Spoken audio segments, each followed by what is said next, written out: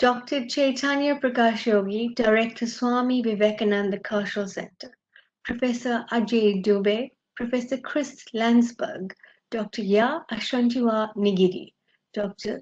Vikoti Jean Madal, Ms. Kavita Solanki, Ms. Shisti Harinarayan, Mr. Piyush Khandelwal, distinguished online guests, on behalf of the Swami Vivekananda Cultural Center of the Consulate General of India in Durban, it gives me great pleasure to invite you to today's program, Africa Day, the theme being Sense of Harmony with Nature. Africa Day, formerly African Freedom Day and African Liberation Day, is the annual commemoration of the foundation of the Organization of African Unity on 25th May 1963. It is celebrated in various countries of the African continent as well as around the world. Africa Day is intended to celebrate and acknowledge the successes of the Organization of African Unity since 1963 in the fight against apartheid as well as the progress that Africa has made, while reflecting upon the challenges that the continent faces in a global environment. Create, maintain, and increase awareness for the public at large, as well as create African unity through activities such as bazaars to showcase African culture diversity in various aspects. Every year, the day has a different theme. To begin today's program, I would like to invite our first guest speaker, Mr. Butoki Jean Madal. Mr. Butoki Jean Madal was born in Burundi. He is married and a father of 3 girls. He studied primary school, secondary, and varsity studies in DRC Congo. Mr. Madal's highest qualification is a bachelor's degree in general pedagogy. He did civil peace management at St. Augustine College of South Africa. He speaks in Kirundi, Swahili, French, English, Lingala, and many more other languages. Mr. Madal has worked as a primary school teacher in Burundi in 2005. He worked as a home affairs interpreter in 2012 to 2016, South Africa. He is currently working as Durban Magistrate Court interpreter from 2018 to date. Yeah, what I was saying, I was just saying about living in harmony with the nature in Africa. First of all, to have compassion for everyone. In Africa, there is many people from other countries of Africa coming to other countries of Africa. Then there they are not welcome just by assumption. There is an assumption that when African country, they are there just to steal their jobs and their well-being. Instead, they should first understand why they were pushed out of their countries and come to a certain country. When they understand the situation which made them to leave their country to other African countries, then there they can live in harmony after understanding what situation those people. And another thing I was saying is this: in Africa, there is this media. When you are listening or reading to the media, you know that Africa is not united because they don't love each other, and especially when there is a problem in some of the countries. In this case, I'm referring to Central Africa. When you see what is happening in Central Africa, probably each and every country is the enemy, and especially those countries who have border posts to others. Like you can see what is happening today, Burundi, Rwanda, and DRC. When there is a problem in DRC, especially security problem, you'll find out that they accuse their neighbors to be the one who is perpetrating the insecurity in the neighbor's country. When there is insecurity in Burundi, you'll find that Burundi is saying the enemies is having accommodation in Rwanda. So when there is no that patience to each other, there is no way that you can live in harmony. Harmony should come after understanding the problem by others and have compassion to them. That's what I was saying.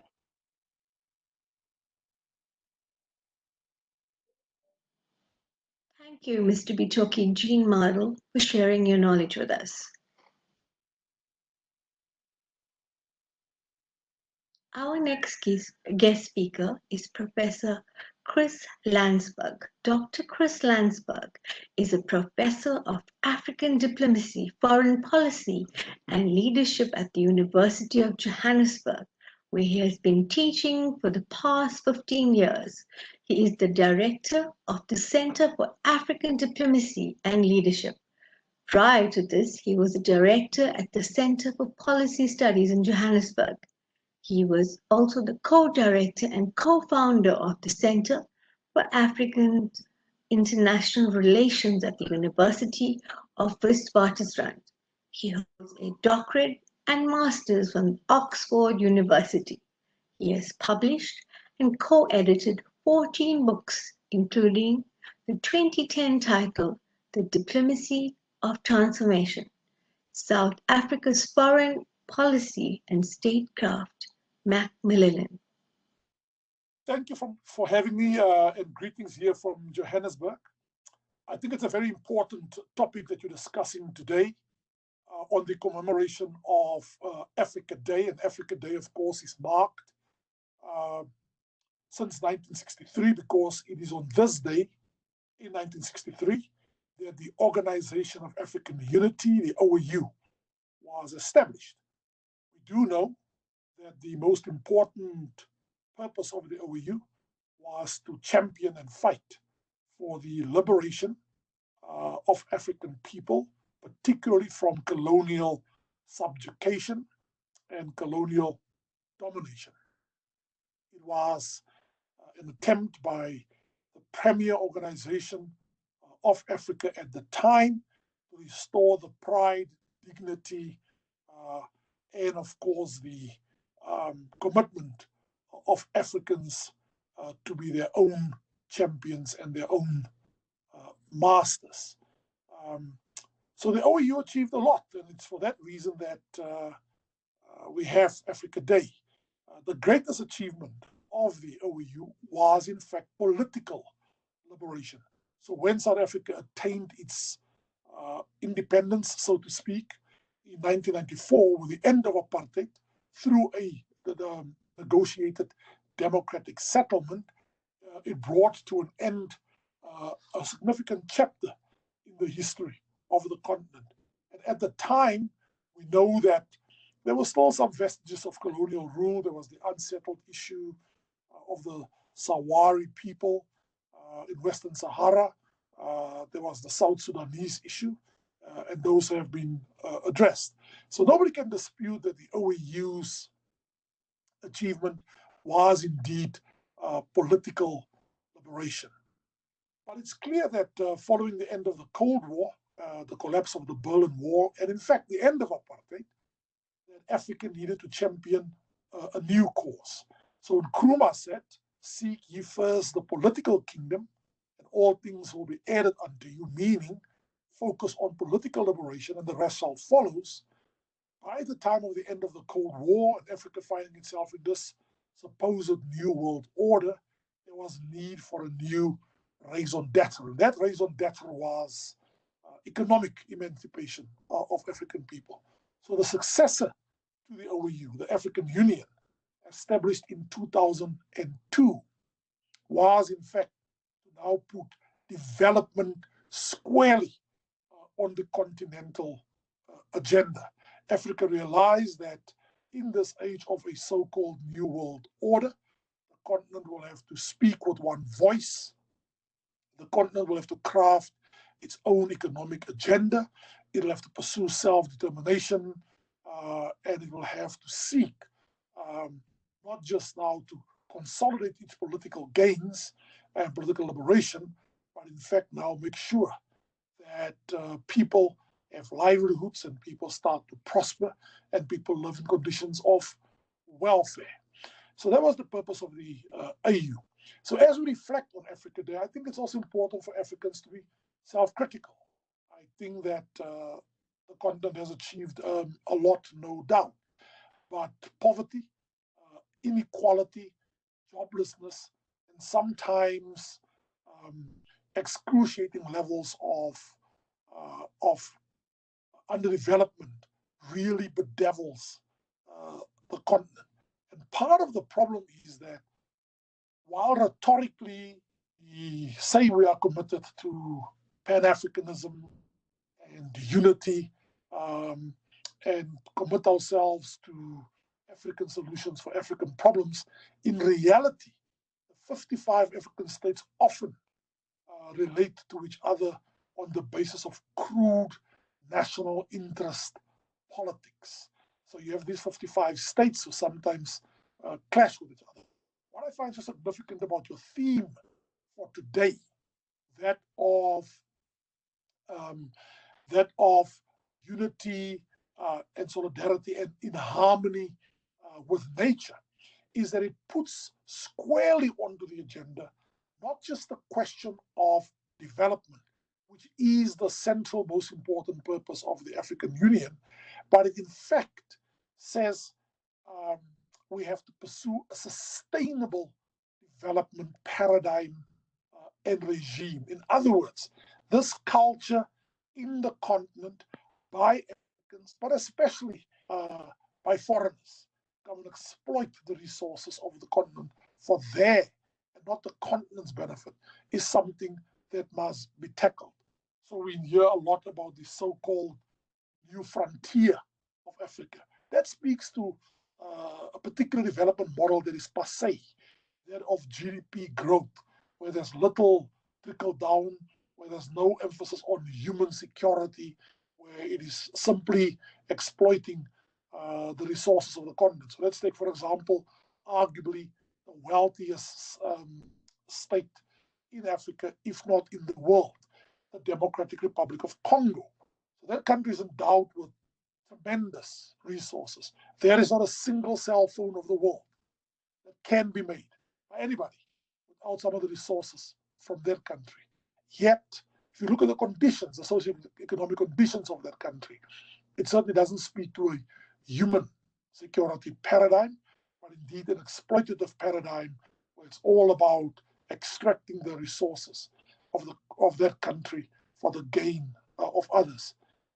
It's tragic indeed that we live in a continent where having this abundance of resources seems to be a curse rather than a blessing. To quote the controversial Oxford political economist Paul Collier, it shouldn't be that a continent with such resources cannot use the resources for its own development.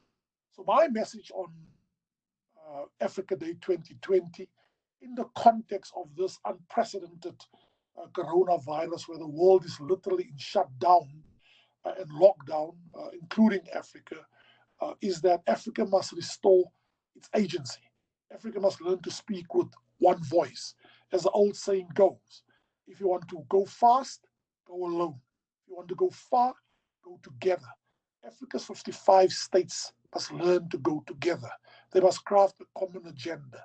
They should take heed from their own sub-regional organizations, SADC in Southern Africa, ICAS in Central Africa, IGAD and the ECA, Economic Community of East African States in East Africa, ECOWAS in West Africa, the Arab Maghreb Union in North Africa.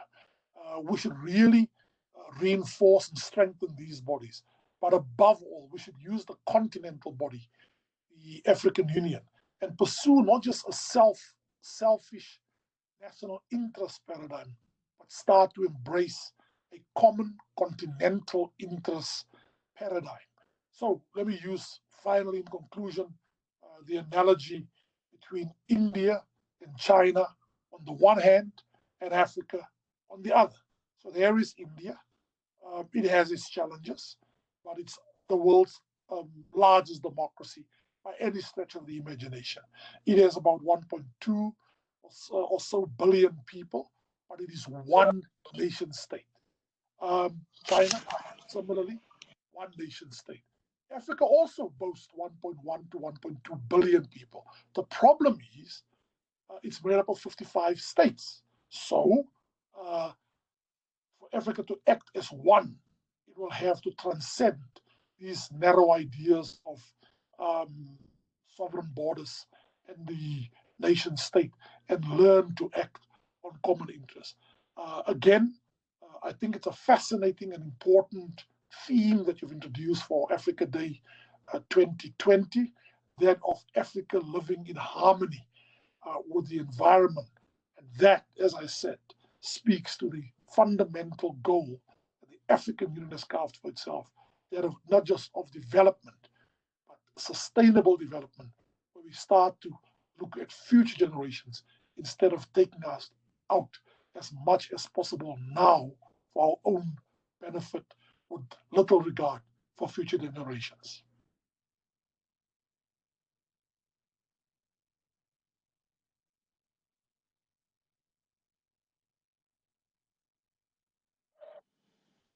Thank you, Professor Chris Landsberg, for those very inspiring and inspirational words. Thank you. Thank you. Now we have come to the cultural performance from Bongani of Tribangi Dance Academy.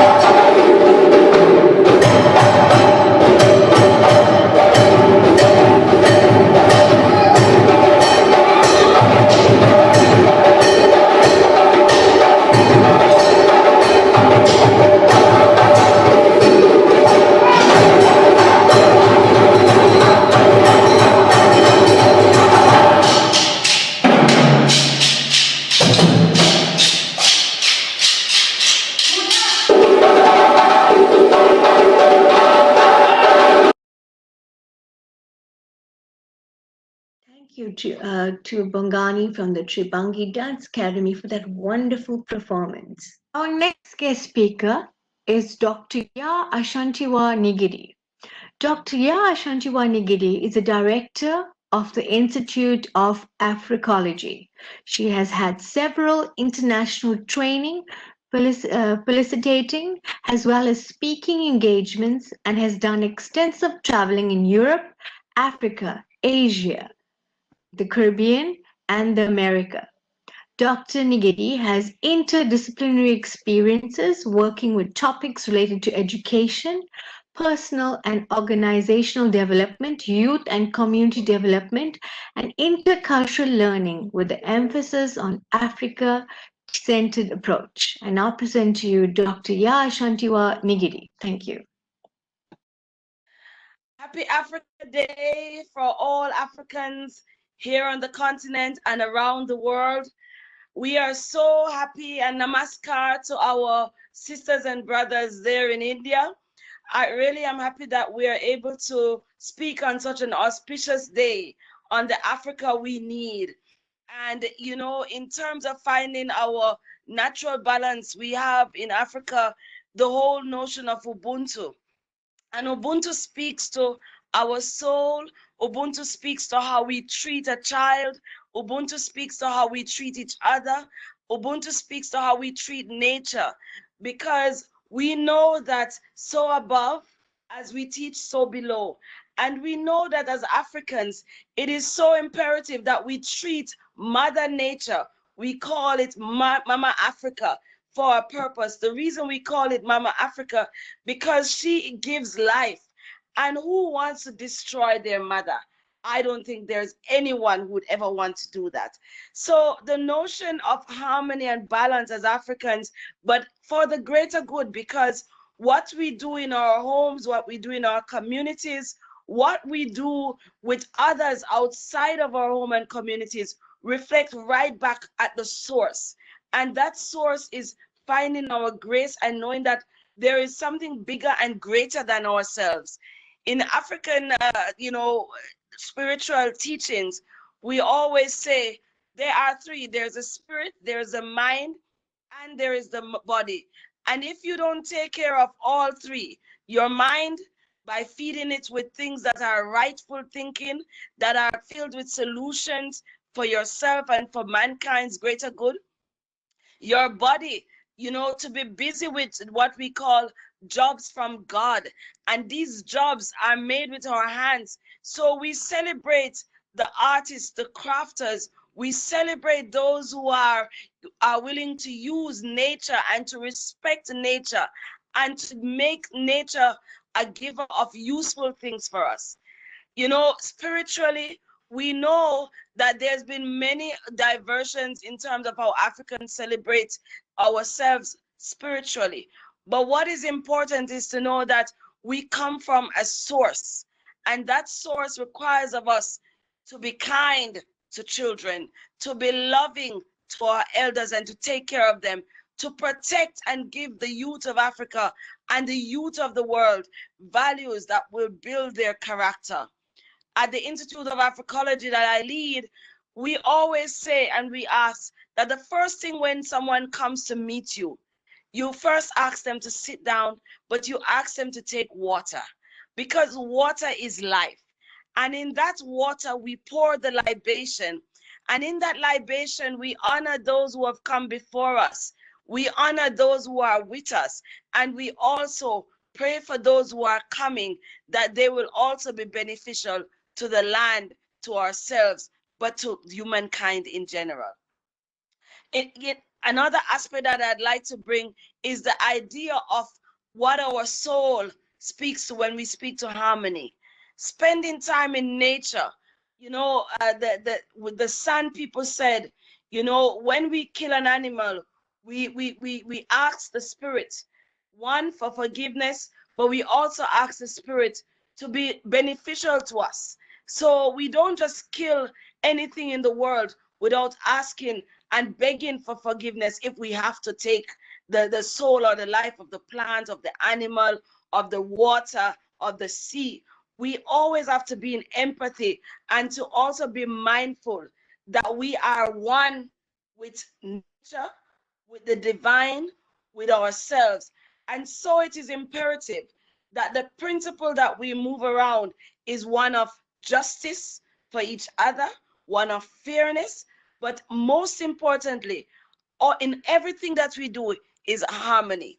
Today, one of the things that happened 1963 for Africa Day, we spoke about the leaders at the time. They wanted unity of Africans, and we still need that unity of collective arrangement of how we lead, unity of how we trade, unity of how we see each other. These are such important things that we want to unify around, and especially the unification of women across the continent, but also across the world, because we know as Africans that women are the custodians of culture. And we would love for women to take back this responsibility and account for their custodianship. These are some of the ways that we enhance and we speak about getting to harmony, because a mother's role should be one of harmony, of love, of caring, of empathy, you know, and these are the most important things that we speak about. Okay, so the other aspect that I wanted to speak about in on Africa Day is to talk about the Africa that we need. We need an Africa where the guns will be silenced. We need an Africa where people will understand that we don't have to kill to resolve issues, whether it is generational issues, whether it is clans upon clans issues. We need an Africa where we can resolve our issues together in the Isibaya. The Isibaya is where people get together for sacred and traditional things, and that is important, you know. So I really just want to reiterate: one, the Africa that we need is an Africa of peace and harmony. Two, we want to silence the gun. Three, we need harmony for women to feel safe in their homes. Four, we need children to feel safe and protected. Five, we need our elders, the old people, to be cared for and protected.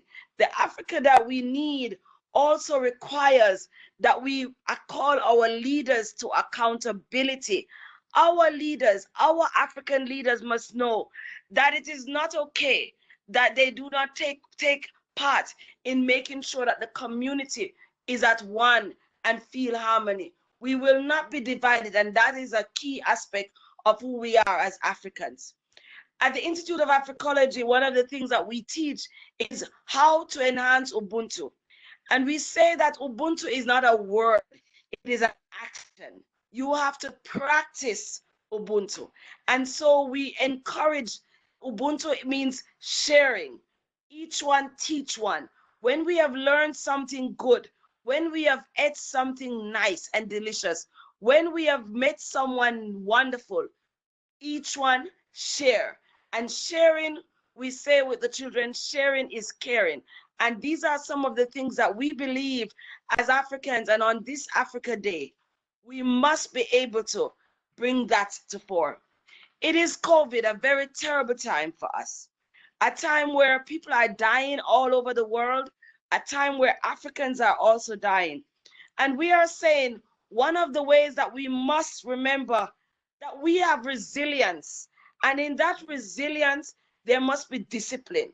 And the COVID requires of us as Africans to once again to be more disciplined in how we take our food, in how we share our food, in how we meet each other.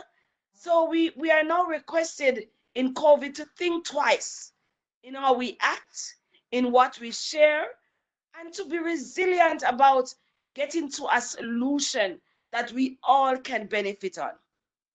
In Africa, we have myriads of people who are practicing Muslims. We also know that it is a beautiful time of the end of the fasting where prayers have been done. And I'm sure Africans who are in this practice have prayed for peace. But we want to also acknowledge the Eid. Eid is an important time of celebration where hundreds across Africa are being fed at this time. So the hungry are being cared for, the homeless are being fed. These are beautiful times for us. These are times that I really hope and wish we can replicate, we can reciprocate, we can bring across. These are such important times for Africans. In closing, I pray and I hope that our harmony can begin within. Because what we feel within, we will put it out. What we feel out will have a ripple effect on each other. It is so important that we find peace, we pass on peace, but the target is to also go to harmony, finding that balance of harmony. I happen to have lived in India for a while, in Bangalore and in Maharashtra. And one of the things that I learned to do in the morning is to acknowledge nature, to keep quiet and listen to the birds, to acknowledge the rising of the sun, and to be happy that we are able to see and to hear what is around us that nature has brought us, that Mother Nature has given us. Those were very important times for me when I was living in India. And I still carry it through because it's so important that we reflect on the dawn. It is so important that we reflect on the closing of the day. So I want to wish all the listeners today, all the beautiful people who wish Africa and Africans well. We thank you and we say, the Almighty God bless our Africa, Africa globally, and Africans on the continent, Africans in America, Africans all over. Today is your day to reflect, to remember, but to also think, how can we be part of the solving of issues around the world, including COVID, and not to be the victims of any atrocities or plagues that might come again to the earth. I wish you peace, I wish you love, and I wish you joy on this Africa Day. One Africa for us all. Harmony. Thank you, Dr. Nigiri, for those powerful and inspirational words. Thank you very much for taking time off your busy schedule to join us today. We'll have a song by Miss Kavita Solanki, teacher of Indian culture at the Swami Vivekananda Cultural Center. फूलों ने जाकर बूंदों से पूछा, बूंदों ने जाकर मिट्टी से पूछा, हम कहाँ रहेंगे, हम कैसे खिलेंगे, हम कहाँ रहेंगे, हम कैसे खिलेंगे, हम कैसे जिएंगे। फूलों ने जाकर बूंदों से पूछा, बूंदों ने जाकर मिट्टी से पूछा, अंधेरों से हम घिरे हुए, अंधेरों से हम भागे हुए, पल पल हर पल हम हैं जिए, कितने काले धुएं में। हवाओं ने जाके पत्तों से पूछा, पत्तों ने जाके पेड़ों से पूछा, हम कहाँ रहेंगे, हम कैसे खिलेंगे, हम कैसे जिएंगे।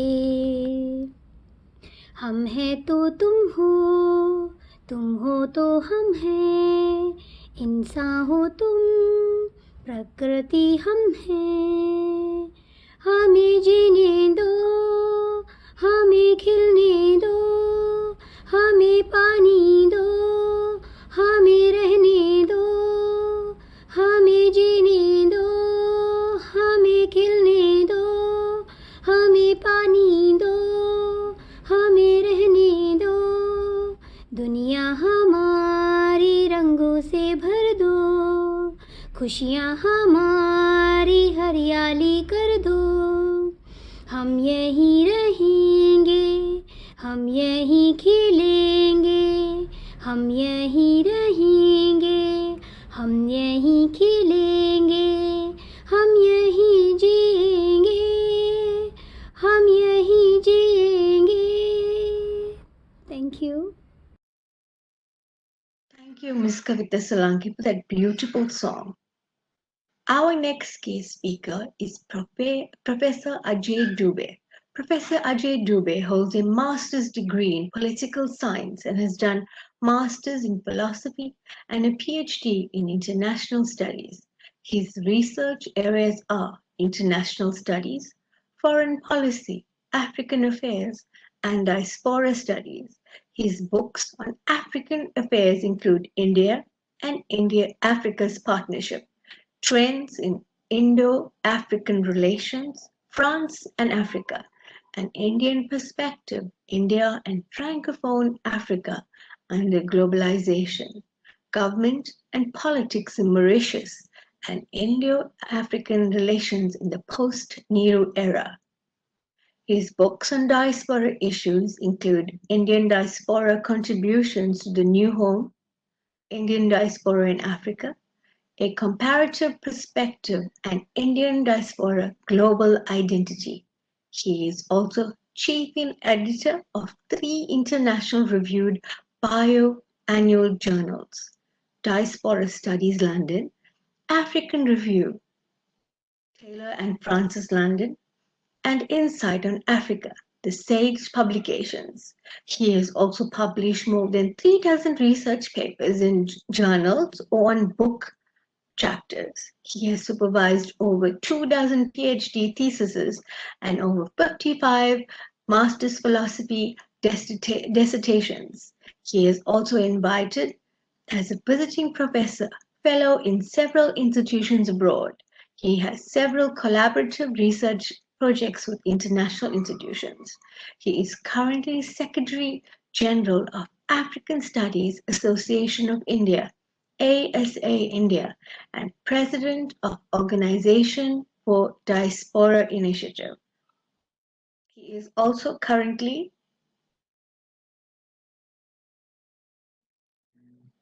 the chairperson of Special Center for National Security Studies at the Jawaharlal Nehru University, New Delhi.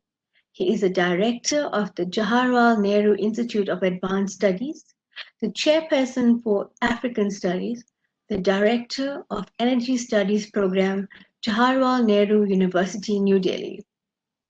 Thank you, Professor Ajay Dubey. Namaskar. I'm very happy to participate in today's discussion on Africa Day. First of all, I would like to thank Dr. C.P. Yogi, the director of Vivekanand Cultural Center, and his team to organize this very timely theme of sense of harmony with nature on Africa Day. I'm equally happy to see my old friend, Professor Chris Landsberg, and I'm happy to meet Mr. John Madel, who just spoke about his experience as African in Africa. For me, today's discussion is very timely because in the aftermath of pandemic, the coronavirus crisis, we understand both that how much the solidarity of nations, of people across the world is important, how much the recognition of proper respect of nature is important, because we have just seen and we are undergoing the fury of the nature in terms of coronavirus crisis. On this occasion of Africa Day, first of all, I would like to congratulate all my African friends on achieving this difficult unity which has come after a long efforts by them.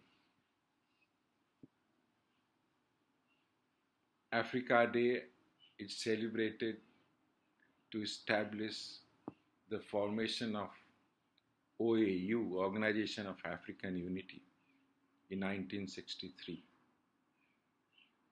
But this also symbolizes not just forming the organization, but a dream of Africa, which African people had seen worldwide much, much before OAU was formed. Africa for Africans,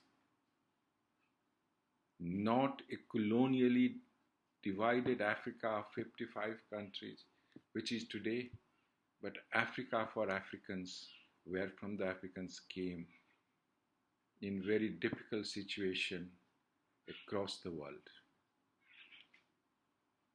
When Mahatma Gandhi was busy establishing Indian National Congress around 1893,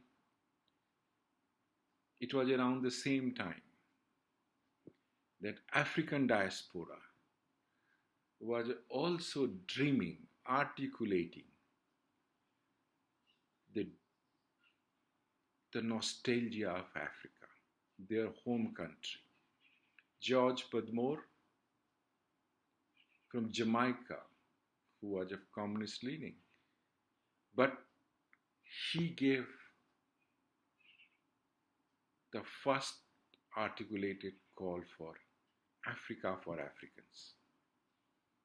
In Caribbean, he was demanding that we should go back to Africa. It's our land. And Africa suits African because they are respected there. Their way of life, their culture, their civilization is something which is one with them. He had never seen Africa. He had only imagined Africa. And he was a very well educated African. Following his footpath, William Sylvester from Trinidad and Tobago also articulated this cause of Pan-Africanism. 1900, first Pan-African Congress was organized to give some shape, to take a call on African unity. Unity that was finally established in 1963. But this unity didn't come without long articulation, mobilization of people of African origin. William Sylvester Conference of Pan-Africanism continued for some years till the First World War. But then leaders like Marcus Garvey took the cause of African unity in the United States. He launched African shipping line, he launched African currency, he sat over elephant in California, had a big parade to celebrate himself as emperor of Africa, signifying that Africa belongs to us, not to the colonial master who had colonized. That is our land. That is where our civilization, our culture is there, and that is where we will be respected. Dubois, who was of French origin, also articulated in Francophone region and in United Kingdom. As was pointed out by Professor Chris Landsberg, Nkrumah, who was then a student in United Kingdom, also joined that club and was articulating Africa for Africans. And therefore, in 1957, when he was offered independence, he wanted the United States of Africa, not an independent Ghana, not an independent Gold Coast. He was almost refusing till he was told that if he does not take, somebody else will come forward. And then he realized the dream of African unity, all African people coming together under one United States of Africa, is still a bit distant dream. When the African decolonization took place, the African unity groups got divided into two camps, Casablanca, Monrovia, one led by Nkrumah, asking for United States of Africa, the Monrovia group led largely by the French colonies, saying no. The independent sovereign African states and their boundaries will remain sacrosanct. we can talk of coordinating coming together. And it's only 1963 that the first step of African unity, with the intervention of Emperor Haile Selassie of Ethiopia, a country which was never colonized in Africa, under his initiative and leadership, Organization of African Unity was established on 25th of May 1963, the day we are celebrating today. But it also signified not just the solidarity of people of African origin, people of dark colors, to come together and to reclaim Africa, but it also conveyed the joining of North Africa into Organization for African Unity transcended the color divide. That Africa belongs to those who live in Africa, irrespective whether they are dark color or whether they are fair color or whether they are brown color. African unity represents all those who live in Africa. And this was the first step in 1963, where the compromise was made that we will keep the sovereignty and boundary intact. And that is how we are celebrating Africa Day today.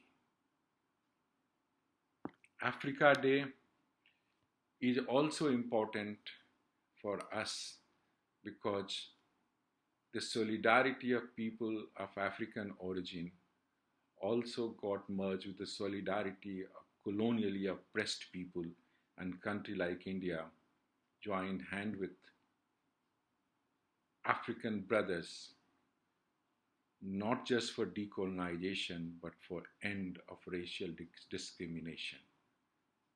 The struggle that Mahatma Gandhi started in South Africa also culminated in 1946 when Nehru completely boycotted economically South Africa apartheid regime, with which India had 5% of its global trade, which was not achieved again till the end of 1990s.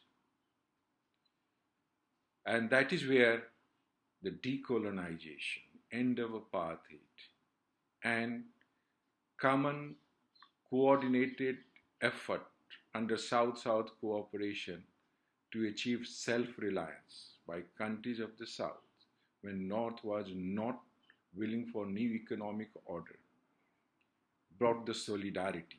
And Africa Day signified that solidarity which extended beyond color and also beyond territory of Africa, of people who are oppressed and who are there. And therefore, it's a celebration for all of us from India, from South Africa. India had cooperated with South Africa significantly in several areas, but it is the only country in the world which has accepted the collective bargaining position of African Union in terms of negotiating with any major partner which wants to effect economic cooperation with Africa. As Professor Chris Landsberg was pointing out, that African states are too focused on their national interest, which is understandable in 21st century. The globalization has diluted the boundaries, but it has not diluted the national objective of people. And that is manageable because so long the external interest of financial powers or military powers which forces African countries to toe their line is not there, Africa can decide incorporating its respective national interests of 55 countries. And therefore, in the aftermath of pandemic, it's Africa and India demonstrating their solidarity of the past, need to confront this and understand this, that this is a reaction of nature of over-exploitation of natural resources. India had been cooperating with Africa in several capacity building area, in several environment friendly area. We had been cooperating in terms of solar lantern, which is very popular in Africa. India is also heading the International Solar Alliance, which has almost 90% of its focus on Africa by providing the solar energy to African country, in which Africa has abundance of sunlight. India itself, from very beginning, from ancient time, from Indus Valley civilization, had worshipped nature. You see the terracotta, the coins, the artifacts of Indus Valley civilization, which is 2,500 years before Christ. You have the Mother Earth, you have the nature, you have the animals being worshipped. You go through Indian scriptures, Vedas, 1500 years before Christ, you find them that they are respecting the nature, the animals, the river, the mountains, every aspect, the trees, the forests of nature as their own, the most revered one. In Africa also we had seen that similar respect for nature exists. We had also seen that our national emblem also has animals figuring into that.